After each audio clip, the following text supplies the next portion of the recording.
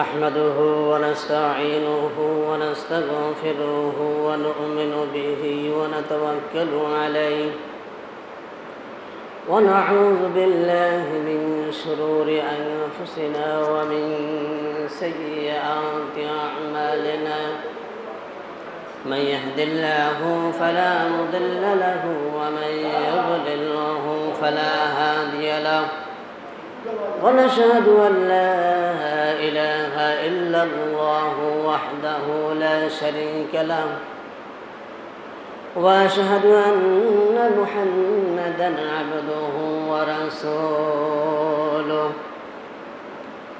الذي أرسله بالحق بشيرا ونذيرا وداعيا إلى الله بإذنه وسراجا منيرا فقد قال الله تعالى في كلامه المجيد وفرقانه الحميد أعوذ بالله من الشيطان الرجيم بسم الله الرحمن الرحيم إن الله يأمر بالعدل والإحسان وإيتاء ذي القربى وينهى عن الفحشاء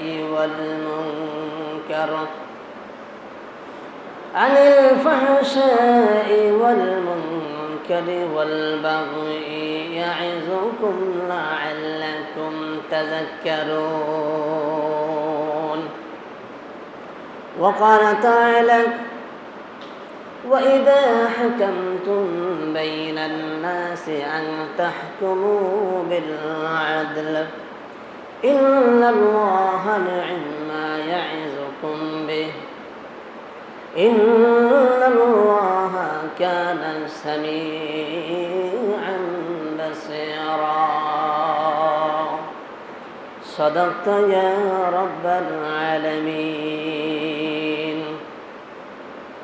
وعن ابن عمر رضي الله تعالى عنه قال قال رسول الله صلى الله عليه وسلم إن المقسطين عند الله على منابر من نور الذين يعدلون في حكمهم وأهليهم وما ولوا رواه مسلم أو كما قال عليه الصلاة والسلام.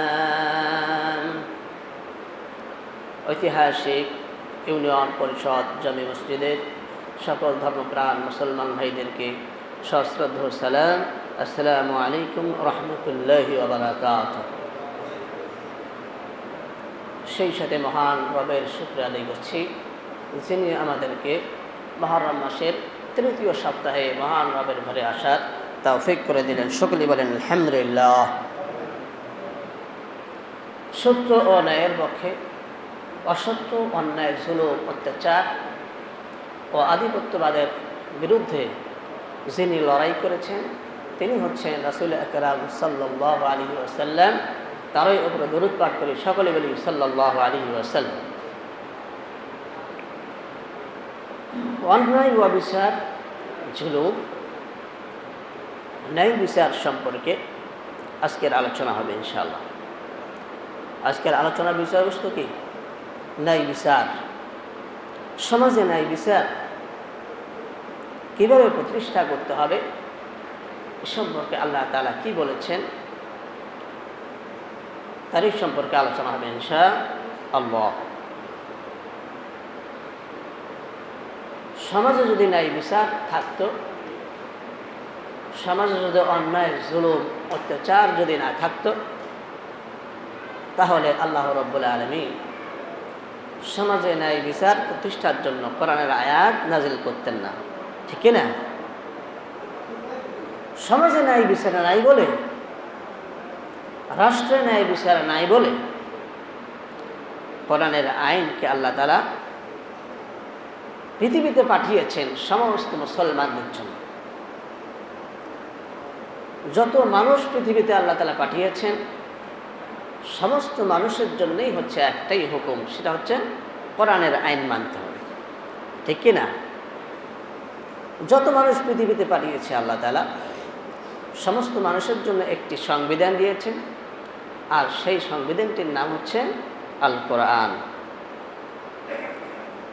মানুষ কিভাবে তাদের বিচার কার্য পরিচালনা করবে, বিচার বিভাগ কিভাবে পরিচালনা করবে, মন গড়া করবে না দেওয়ানি দরবারীদের মাধ্যমে করবে, এ সম্পর্কে আল্লাহ তাআলা কোরআনে যথেষ্ট পরিমাণে আলোচনা করেছে।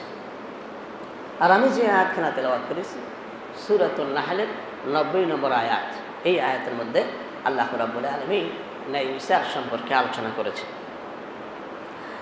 আল্লাহ রাব্বুল আলামিন বলেন, ইন্নাল্লাহা ইয়া'মুরু বিল আদলি ওয়াল ইহসানি ওয়া ইতা'i যিল কুরবা ওয়া ইয়ানহা আনিল ফাহশাই ওয়াল মুনকার।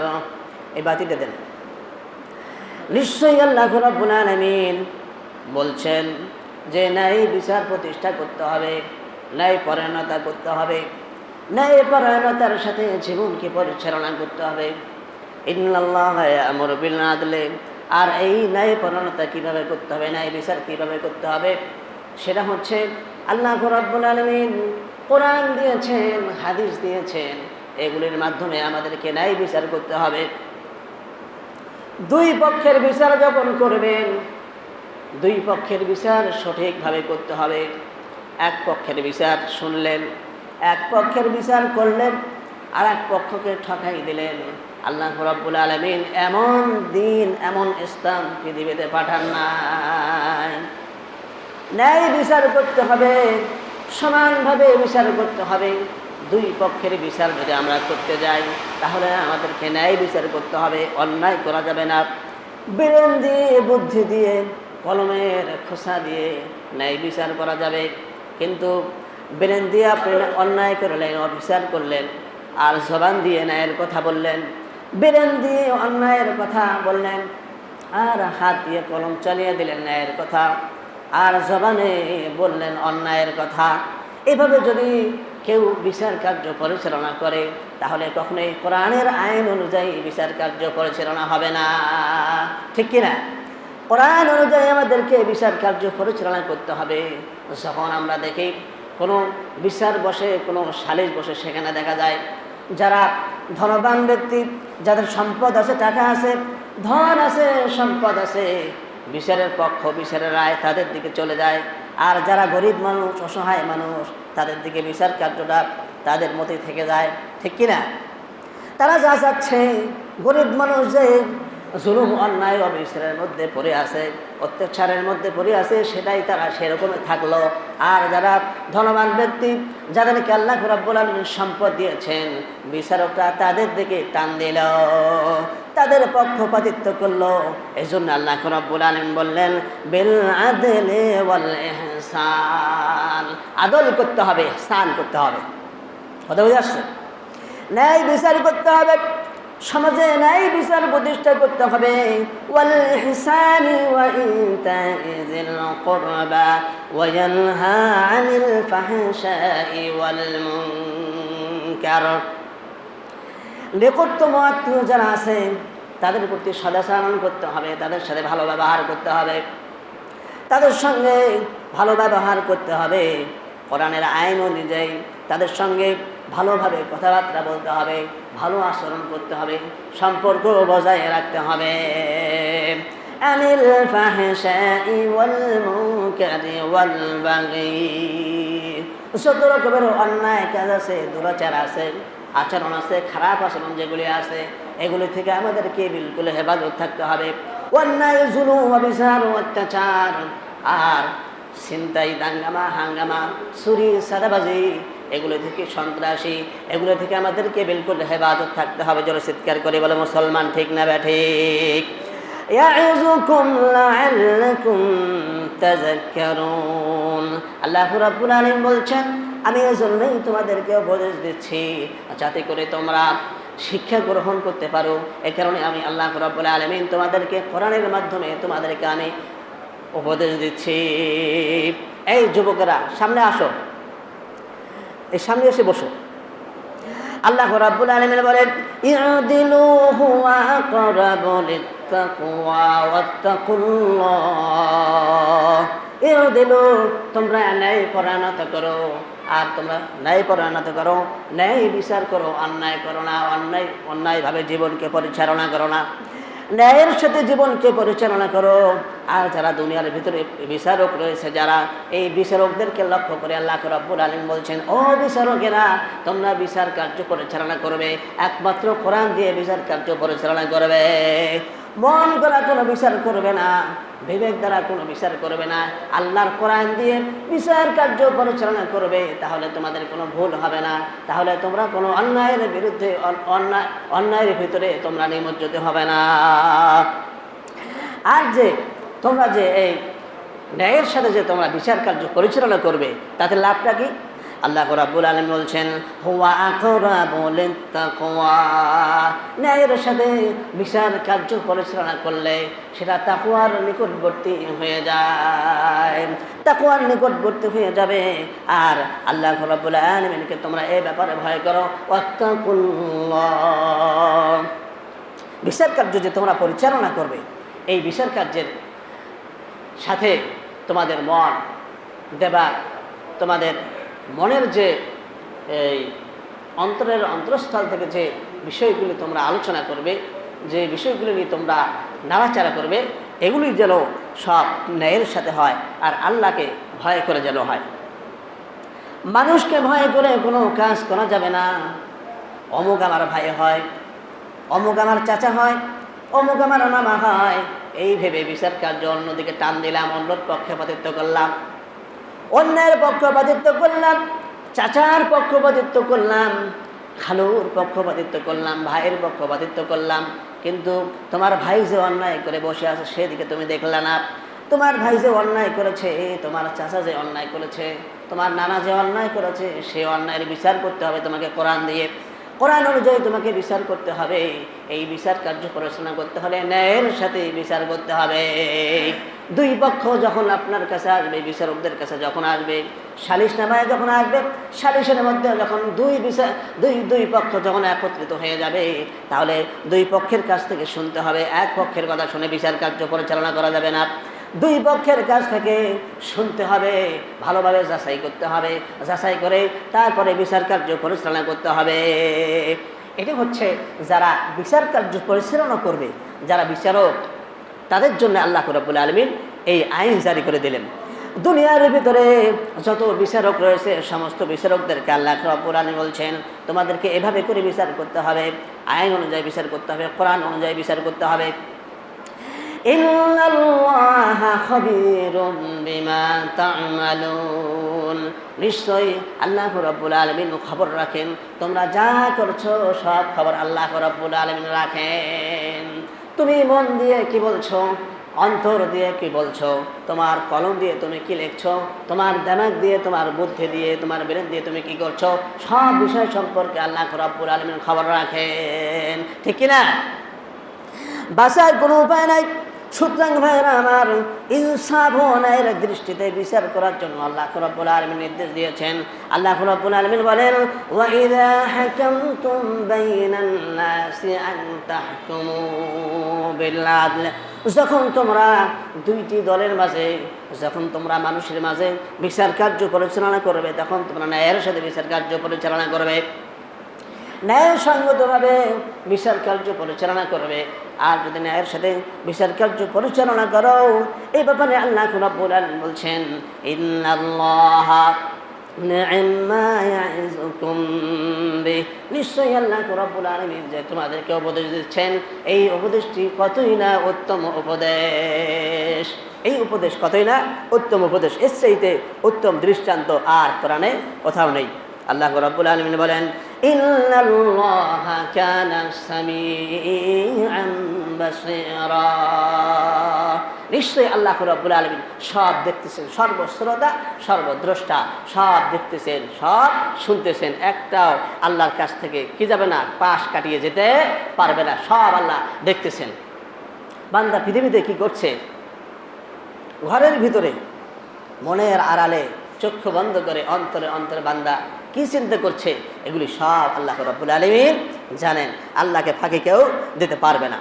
সুতরাং ভাইয়েরা আমার, আল্লাহ রাব্বুল আলামিন বলছেন, তোমরা বনী ইসরাঈলদের মতো হয় না, বনী ইসরাঈলদের মতো হয় না। বনী ইসরাঈলরা যেভাবে বিচার কার্য পরিচালনা করেছে, যে ভুলগুলি করেছে, এই ভুলগুলি তোমাদেরকে আর করা যাবে না। আল্লাহ রাব্বুল আলামিন বলছেন, বনী ইসরাঈলরা দুইটি ভুল করেছে। এক নম্বর ভুল হলো, তারা যে আমানতদারি রয়েছে, নেতৃত্বের যে দায়িত্ব রয়েছে, সারা বিশ্বের ভিতরে যে নেতৃত্ব নিয়ে আজকে দাঙ্গামা হাঙ্গামা, সেই নেতৃত্বের কথা আল্লাহ রাব্বুল আলামিন বলছেন, এই নেতৃত্ব বনী ইসরাঈলরা অযোগ্য লোকদের হাতে তুলে দিয়েছিলেন। কাদের হাতে তুলে দিয়েছিলেন? অযোগ্য লোক। কথা বুঝে আসছে? আল্লাহর ভাষায় আল্লাহ রাব্বুল আলামিন বলছেন, এই নেতৃত্বপূর্ণ পদসমূহ এমন সব লোকদের হাতে তুলে দেওয়া হলো, অযোগ্য লোকদের হাতে তুলে দেওয়া হলো, সংকীর্ণ মনা লোকদের হাতে তুলে দেওয়া হলো, দুশ্চরিত্র দুর্নীতিবাজদের হাতে এই দায়িত্ব অর্পণ করে দেওয়া হলো। এই দায়িত্ব অর্পণ করে দেওয়ার সাথে সাথে তারা অন্যায় অবিচার পাপাচারে লিপ্ত হয়ে গেল। যারা চিৎকার করে বলেন নাউযুবিল্লাহ। এই ভুল আমাদেরকে করা যাবে না। আল্লাহ তাআলা সেটাই বলছে যে তোমরা বনী ইসরাঈলদের মতো হয়ো না। বনী ইসরাঈলরা যেভাবে তারা ভুল করেছে, সেভাবে তোমরা ভুল করবে না। এটা হলো এক নম্বর। দুই নম্বর কথা হলো, দুই নম্বর যে ভুল তারা করেছিল, তারা ইনসাফ ও ন্যায় নীতির প্রাণ শক্তিকে তারা বিলুপ্ত করে ফেলেছিল। ন্যায় নীতি বলতে কোনো কথা তাদের ভিতরে ছিল না। মূল্য জোর যার মুল্লুক তার, এমন একটা অবস্থা সে সময় ছিল। আল্লাহ রাব্বুল আলামিন বলছেন, তাদের মতো হয় না। বনী ইসরাঈলরা ইনসাফের গলায় ছুরি চালাতে কুণ্ঠাবোধ করতো না, আর তারা ন্যায় নীতির গলায় ছুরি চালাতে তারা কুণ্ঠাবোধ করতো না। তার মানে হচ্ছে তাদের কাছে কোনো ইনসাফ ছিল না, তাদের কাছে কোনো ন্যায় নীতি ছিল না। জোরজার মুল্লুক তার, যে যেটা বলবে, গোত্রপতি যেটা বলবে সেটাই তারা মেনে নিত। ঠিক কিনা? এমন করা যাবে না। আল্লাহ রাব্বুল আলামিন বলছেন, এমন ন্যায় বিচার প্রতিষ্ঠা করা যাবে না। ন্যায় বিচার প্রতিষ্ঠা করতে হবে কোরআনুল কারীম অনুযায়ী।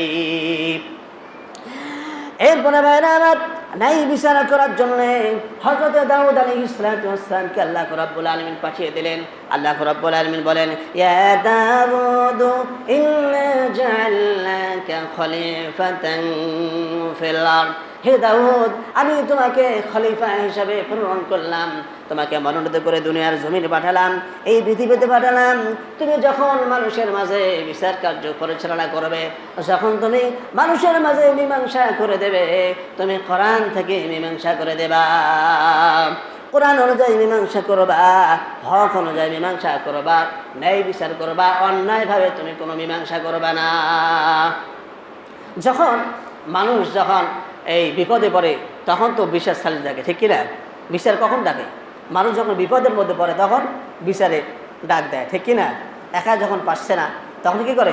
বিচারে সালিশের ডাক দেয়, সমাজ থেকে কিছু লোককে ডাক দেয়। ঠিক কিনা?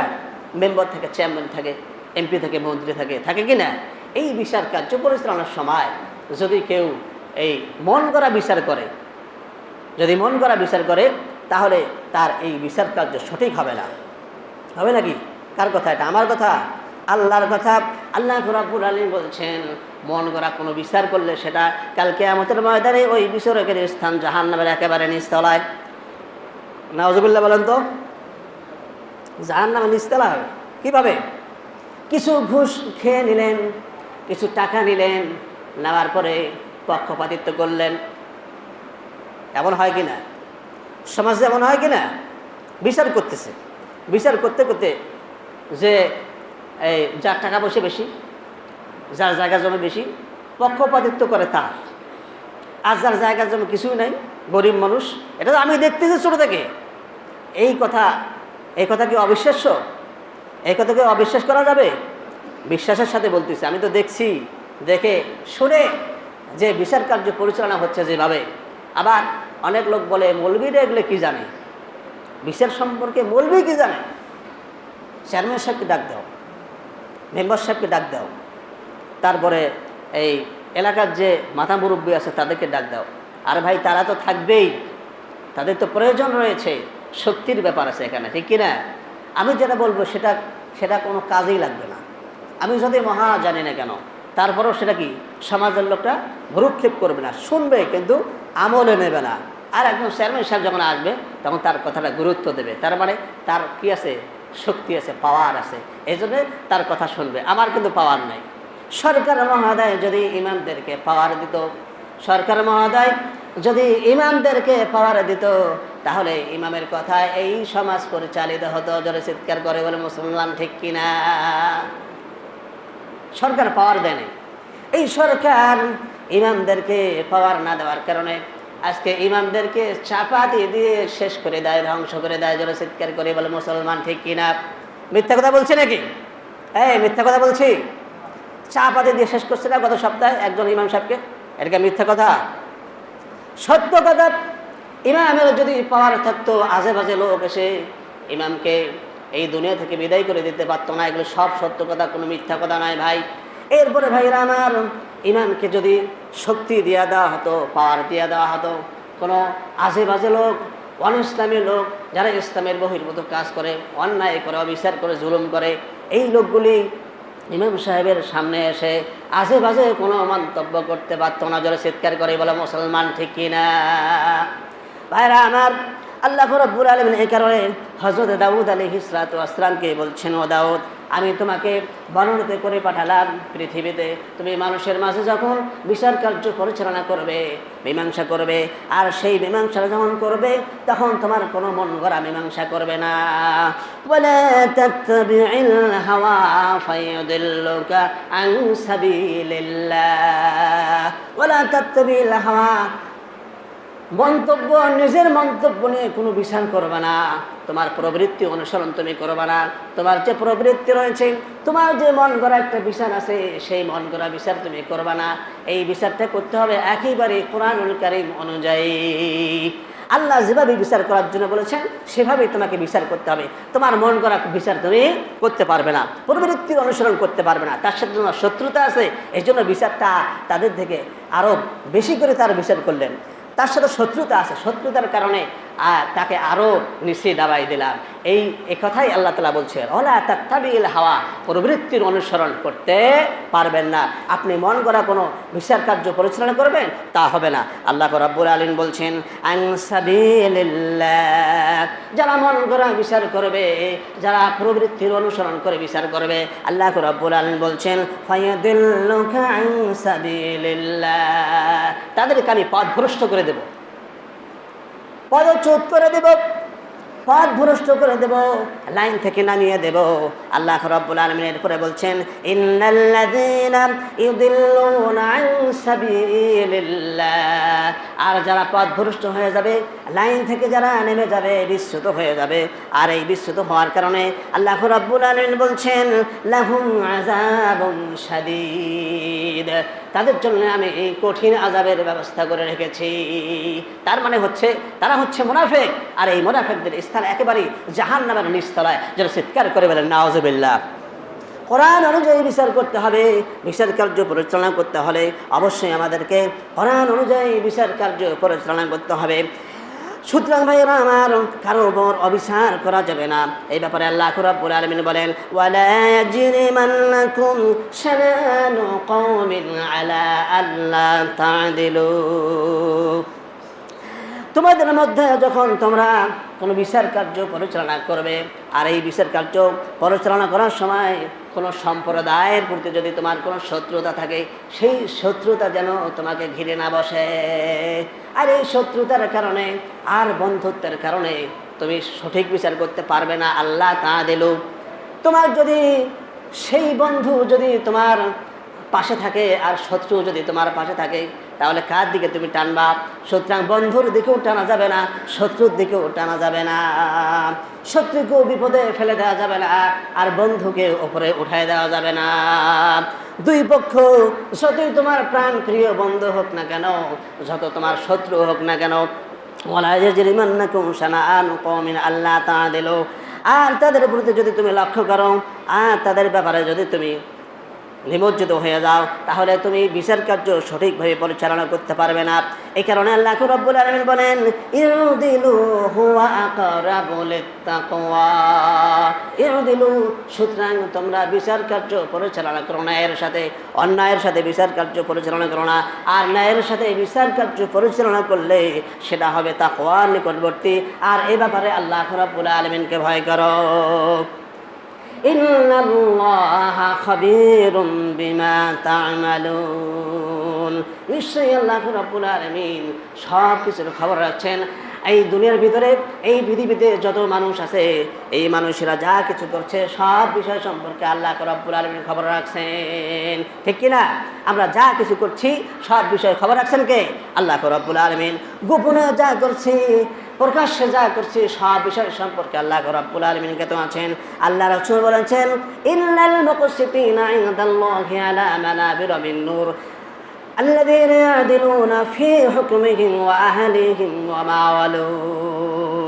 যারা ন্যায় বিচার করবে, যারা ন্যায় বিচারক রয়েছে, এই ন্যায় বিচারকদের জন্য কাল কিয়ামতের ময়দানে আল্লাহ রাব্বুল আলামিন মতির মেম্বারের উপরে, জৌতির মেম্বারের উপরে অবস্থান করার ব্যবস্থা করে দেবেন। যারা চিৎকার করে বলেন সুবহানাল্লাহ। মতির মেম্বারের উপরে আর জৌতির মেম্বারের উপরে তাদের আসন দিয়ে দেবেন, আর সেখানে তারা সুখ স্বাচ্ছন্দ্যে থাকবে, আর তারা আরশের নিচে জায়গা পাবে। আর একবার জোরে চিৎকার করে বলেন সুবহানাল্লাহ। তাহলে আমাদেরকে কি করতে হবে? ন্যায় বিচারের উপরে প্রতিষ্ঠিত থাকতে হবে। আর এই ন্যায় বিচার প্রতিষ্ঠা করতে গেলে অবশ্যই আমাদেরকে কোরআনের সংবিধান অনুযায়ী ব্যবস্থাপনা করতে হবে, ঠিক কিনা? কোরআনের সংবিধান অনুযায়ী আমাদেরকে বিচার কার্য পরিচালনা করতে হবে। আর নতুন করে এই সংবিধান তৈরি করতে হলে অবশ্যই আমাদেরকে কোরআন অনুযায়ী সংবিধান তৈরি করতে হবে। সুতরাং ভাইয়েরা আমার, আল্লাহ রাসূল সাল্লাল্লাহু আলাইহি ওয়াসাল্লাম বলেছেন, যারা তাদের বিচারে এবং তাদের গৃহবাসীদের মধ্যে যে সমস্ত কাজের দায়িত্ব তারা পেয়েছে, এই দায়িত্ব যারা পেয়েছে, বড় বড় কাজের দায়িত্ব যারা পেয়েছে, এই দায়িত্বের মধ্যে যারা ইনসাফ কায়েম করবে, ইনসাফের সাথে জীবনকে পরিচালনা করবে, তার বিচার কার্য পরিচালনা করবে, বিচার বিভাগ পরিচালনা করবে, আল্লাহর রাসূল বলেছেন কাল কিয়ামতের ময়দানে যৌতির মেম্বারের উপরে বিচারকদের স্থান করে দেওয়া হবে। আর একবার জোরে চিৎকার করে বলেন সুবহানাল্লাহ। সুতরাং ভাইরা আমার, বিচার কার্য পরিচালনা করতে গেলে অবশ্যই আমাদেরকে ন্যায়ের সাথে বিচার কার্য পরিচালনা করতে হবে। বিন্দু মাত্র অন্যায় করলে কাল কিয়ামতের ময়দানে জাহান্নামের নিচতলায় স্থান হবে তাদের। যারা চিৎকার করে বলেন নাউজুবিল্লাহ। আল্লাহ রাব্বুল আলামিন আমাদের